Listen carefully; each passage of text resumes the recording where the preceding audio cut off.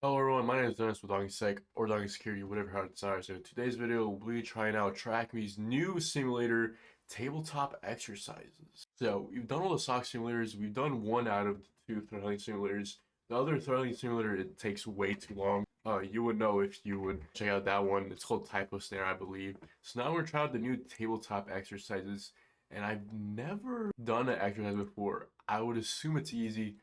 Basically, what a tabletop exercises does is they test playbooks or they test, the team's, the cybersecurity team's knowledge.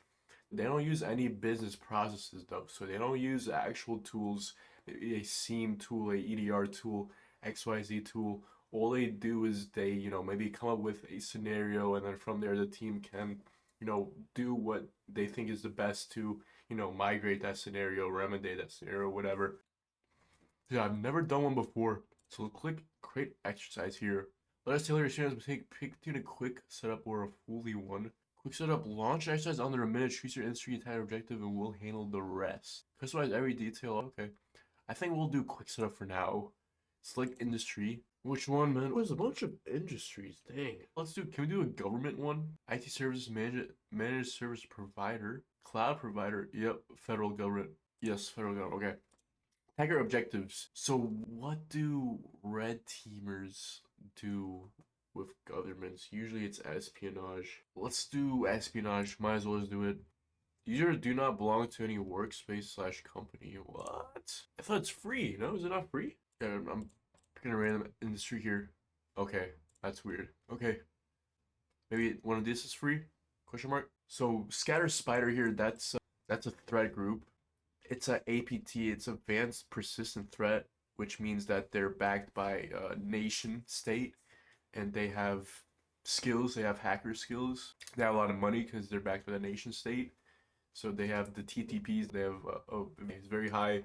Usually a nation state, they try to conflict espionage, data exfiltration, basically anything that, benefits their nation. And those attacks are the highest severity because they know what they're doing and they have a lot of money for it. So Scatter Spider is one of those APTs. I don't know where Scatter Spider is from.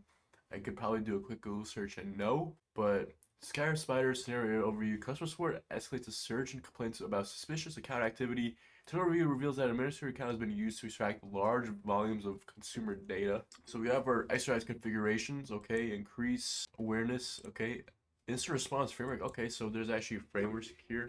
NIST. So point the K phase timer. Okay, so it's kind of like that how the exercise works. Okay. Presented with narrative updates, attacker artifacts, based on testing both technical and cross-team coordination in real time. Okay. All right, so let's click start exercise here. Okay, nice. So we're in. We are in. Initial access. Typical Tuesday morning. Organization operating full capacity. The support team has reported an unusual spike in calls regarding account lockouts, unauthorized password requests. Okay, review the logs. Login attempts followed by successful logins from an IP address not previously associated with your network. IP address right there appears to be accessing multiple user accounts in quick succession. Additionally, there are reports of phishing emails being treated by several employees containing links to seemingly legitimate internal portal. Dang, probably in the system. These emails were sent from external domain that closely resembles your company's official domain. You need to determine if these are related. Yeah, they probably are related. This is a potential threat to your network. We have artifacts right here. Login attempt failed for user. Failed for A. Smith. Okay, so we do see J. Doe and A. Smith from the same IP address. Login attempt failed. Same address. So we do know potentially that J. Doe and A. Smith are compromised. Email received by user B White suspect. Important update action required. Okay, what a generic phishing email. From support your company secure.com. C Johnson support. Okay, I don't know why are these the same support at your company secure. They look the same to me. Unless the O is not an O, it's a different type of O. I forgot what the term is that, but that is a technique a threat actor can use to make words that look like a letter, but it's actually not that specific letter. Can't remember the top of the head right now. Okay, so how would I triage this event? I have 5 options. So how I would triage it, I wouldn't classify it as critical. Worst case scenario of a coordinated attack. there's no attack that's happening that is a critical incident, in my opinion. Wouldn't be informational because the failed login attempts from a same IP address and they got access to two accounts. It could be a high severity due to potential unauthorized access, possible data exposure. It wouldn't be a low severity though, focusing on the phishing emails as the isolated events. That wouldn't make sense though because two IP addresses that were a login attempt failed for both users, J Doe and A Smith, and then the next attempt it did work for J Doe and A Smith, but it's from the same IP address, so it's an interesting. What's this timer here? Okay, interesting scenario. Did I just lose points? Okay, I just lost four. I'm losing points. Nice. Yeah, classified as a very severe. So this could be. I'm thinking C or E, medium severity due to successful logins from unknown IP address. Yeah, but I would say the answer is C due to being potential unauthorized access. Let's see if that's the correct one. Show results. Moderately effective. Okay, that makes sense, I guess. Between C or E, moderately effective. I guess the answer choice was E, maybe. Decision to classify the incident as high severity engaged cause per that. Okay. Recognizing the potential risk of unauthorized access data exposure. The action is okay. The last thing as a minister could have been appropriate given the circumstances. The high severity classification ensures that no potential threat is underestimated. Other options such as treating it as information. So while classifying it as a medium severity could have been appropriate given this current evidence, the high severity classification ensures that no potential threat is underestimated. So why does it say that high severity is moderately effective and you're classifying it as medium severity as most effective? Interesting contradicting themselves there. Other options such as treating as information or critical would either underplay or overstate the situation. I agree, leading to either insufficient or excessive response efforts. So yeah, I would. It's either C or E. I guess E would make more sense. It's as the most effective. Yeah, let's go on to the next phase here. Okay, what would I do to investigate further at this stage?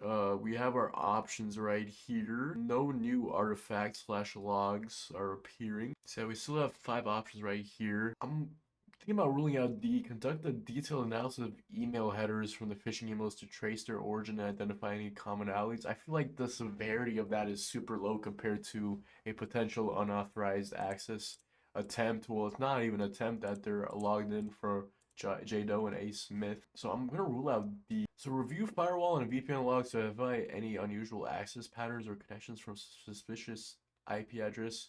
It does seem like a good answer, but I feel like we already have the IP address of J Doe and A Smith, and it's the same IP address, so that's why I'm ruling that off. Like initiating a full network scan to detect unauthorized devices or connections. I feel like that's way too broad, and there's already like logs for that right here. I mean, I don't know, man. Perform a manual review. Okay, I feel like this would take a lot if it's a manual review to identify any deviations from normal behavior.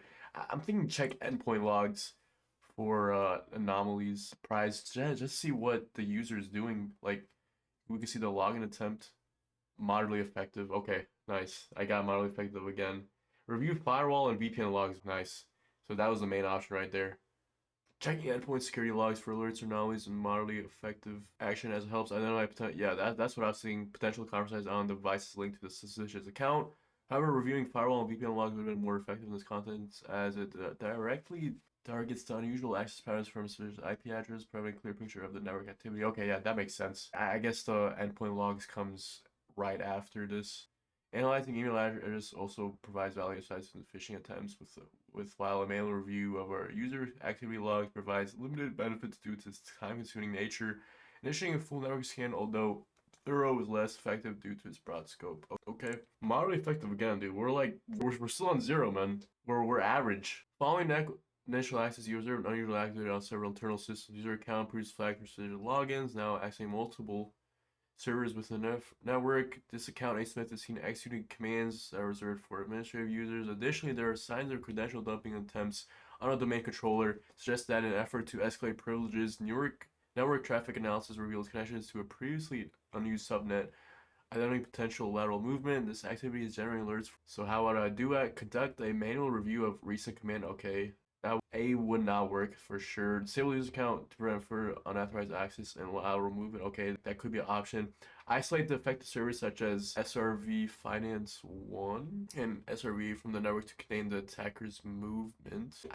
Disabling the user account A Smith, but if we do know that the same IP address from the beginning of this scenario, he has another account, so disabling him won't be the best option. Reset all the passwords for accounts. Okay, that I know C is not it. I know it can't be A, C. I think it can't be E as well. So it's brought me down to B and D. Isolate the affected servers, such as okay. I feel like if we isolate the affected servers, then he'll just go for it. Only server I see in the logs is SRV. Oh, okay. Actually, there is SRV Finance 01. Yeah, I'm thinking about isolating the affected servers. Let's see if that would be the answer. Effective. Okay, we got effective now. We got the leaderboard. Also, the compromised user A Smith to prevent further unauthorized access and lateral movement was the most effective. Dang. So my only reasoning with that is he could. I guess you could. Yeah. I guess I can see why that's the right answer. I feel like that's gonna be the whole video. Yeah, I guess I can see that's the right answer. The only reason I said that it couldn't be the right answer is because if you disable that account, then he'll go on to that other account, J Smith or whatever whatever account he has access to in the beginning, and he'll do the same thing. That's why I said to just isolate the affected servers from the network to contain the attacker's movement. Yes, it is effective, but I guess disabling the compromised account was most effective. This makes sense, I guess. Isolating the affected servers is effective action. Okay. Fairly addresses the immediate threat by preventing further lateral movement and potential data exploitation from those systems. However, disabling these compromised user account instances would have been the most effective step. It cuts off the attacker's access entirely, reducing the risk across the network. Resetting administrative password is also beneficial, but it may not immediately stop the attacker's current activities. Blocking the subnet provides limited benefits due to its potential for IP address changes, while manually reviewing command logs offers minimal immediate containment impact. Yep. All right, next phase, man, dude. We're 4 out of 100, dude. This is not looking good. Okay, following initial access, you observe unusual. Okay, page account. Okay, now I see multiple server systems with the network. A Smith again, seen executing commands. Probably okay. Escalating privileges. What recovery actions would I do to take the stage? I know it's not for D for sure. Perform a basic system reboot of the isolated servers to clear any temporary malicious process before reconnecting. There's probably persistence on the host, so that would not make sense. Reintegrate the ISO server to the network without additional checks, assuming containment was successful. I feel like that's just too broad. Implement enhanced monitoring on previous affected server to time activity post recovery. That's not a recovery though. Warning no were made during the incidents. I'm going A here. Conduct a thorough security audit of the ISO servers to ensure lists are removed for reconnecting them to the network. Surely that's the main one. Most effective. Yep. Let's go. Finally, we got some points on there. 14 out of 100. Yeah, the other ones just don't seem the best. Conducting a thorough security audit of the ISO server is the most effective recovery action as it ensures that all malicious artifacts were removed, reducing the risk of reinfection when the servers are reconnected. This action provides a comprehensive approach to verifying the integrity of the systems while reinstating network connectivity after doing no unauthorized changes. Okay, what escalation is required at this stage? Definitely not a public relations team. I think that's the end as well. Form a legal team as well. It's the end. CEO does have zero clue regarding security stuff right after that, so I don't think that's notified the IT department head. I think it's the CISO, man, to provide an overview of the incident, discuss strategic response measures. Yeah, I'm going A right here. Effective. Oh man, going to most effective was notified the IT department head to ensure alignment on incident status and potential impacts on infrastructure. I feel like, man, if it said like lead SOC manager head to ensure alignment, I would have clicked that, but I guess we got the effective answer. CISO, effective escalation actives, okay.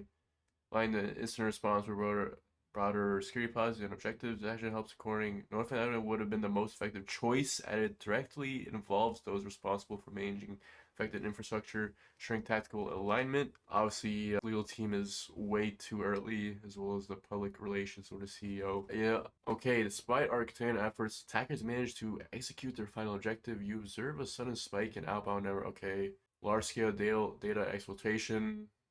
Okay, extract customer data, our finance systems to an external IP address. We have IP address, not recognized part of the network. Go steal sensitive information out there, attempting to exploit the data before detection response measures can be fully implemented. So we got more logs right here. So yeah, same IP address, 203.0113. This is critical right off the bat. I don't even have to look at the other ones. If there's active data exploitation, man, you gotta stop that before they do more damage. And that one's really easy. And you have to look at the other ones, even though I probably should have. Action ensures that cellular leadership is engaged and a full-scale incident response is initiated. Yep, crucial for managing the potential widespread impacts. Yes, I agree. Next phase, let's go. What we do to further investigate at this stage, okay? We're gonna identify network traffic logs, forensic analysis to identify any remaining malicious artifacts. Wait, what? What just happened? Okay. Contain and eradicate the threat. Okay, I guess we skipped over one. Conduct a thorough malware scan. Disconnect the files from the 2 million halt the data. Implement firewalls to block, disrupt the data transfer. Revoke all access credentials for the compromise. Prevent further unauthorized actions.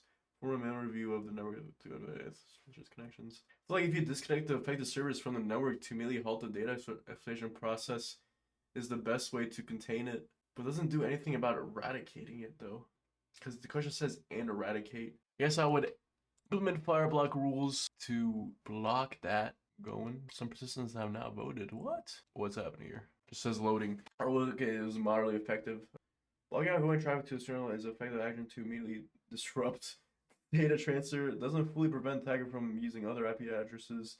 Revoking access credentials for the compromised account would have been the most effective action. Directly cuts off the attacker's ability to execute further unauthorized actions. Disconnecting the affected servers would also halt the exploitation, but it could disrupt legitimate operations.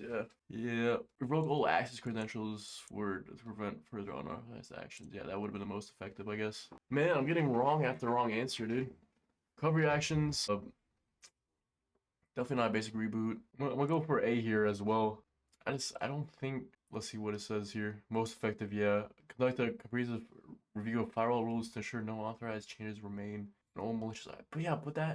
But I got moderately effective for the last answer, so I don't know. Those two literally correlate. Weird stuff. Yeah, I don't think, yeah, it was, for me, it's between A and B.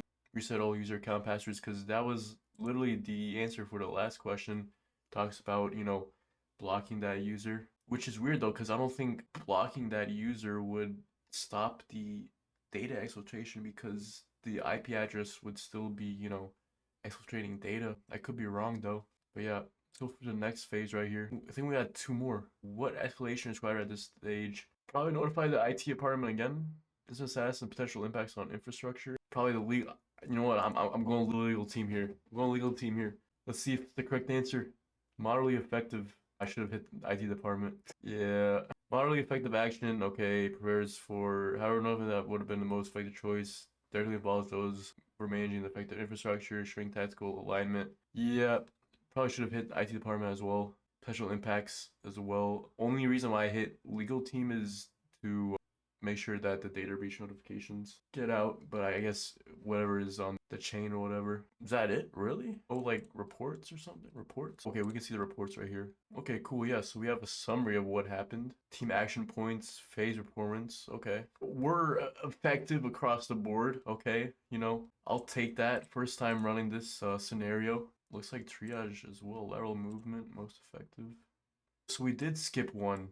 Why did it skip though? Yeah, probably the easiest question as well. Analyze network traffic logs to evaluate the volume. Okay, that's kind of silly, but hey, yeah, really cool TryHackMe report as well. Looks like you can download and share the report as well. That's pretty cool. I like this feature a lot. But yeah, looks like we got other APTs and other scenarios that we can do. I'll definitely do some more of these because I gotta redeem myself, man. The first time I've done it, and I feel like I could have done better, even though TryHackMe said I'm effective in majority of the domains. I gotta work on the game, I guess. But yeah, like always, if you guys did enjoy this video, let me know in the comments section down below. And I'll see you when I see you in my next video. Peace out.